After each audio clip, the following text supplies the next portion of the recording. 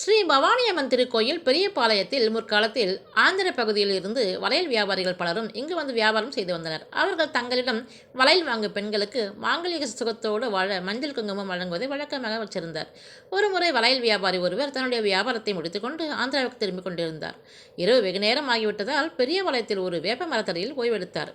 அதிகாலையில் கண் விழித்து பார்த்தபோது அவர் அருகில் இருந்த வளையல் மூட்டையை காணவில்லை.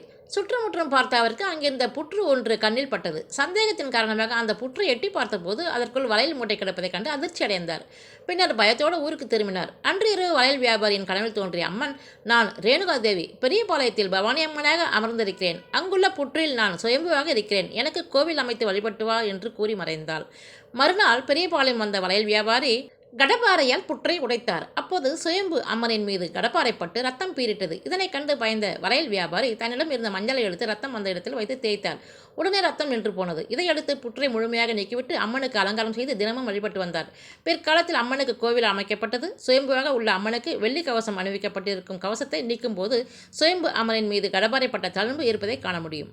ஆடி 2ஆம் வாரமான ஞாயிற்றுக்கிழமையில் இன்று பவானி அம்மனின் வரலாற்றை உங்களுக்கு சொல்வதற்கும் அதை நீங்கள் கேட்டு மகிழ்வதற்கும் அம்மனின் அருளும் ஆசையும் இருந்தால் மட்டும்தான் இது நடக்கும்.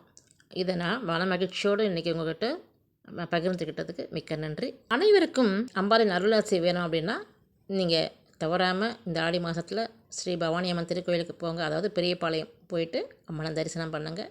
அம்பாளின் அருளாசி அனைவருக்கும் கிடைக்க வாழ்த்துக்கள். நம்புங்கள், நல்லதே நடக்கும்.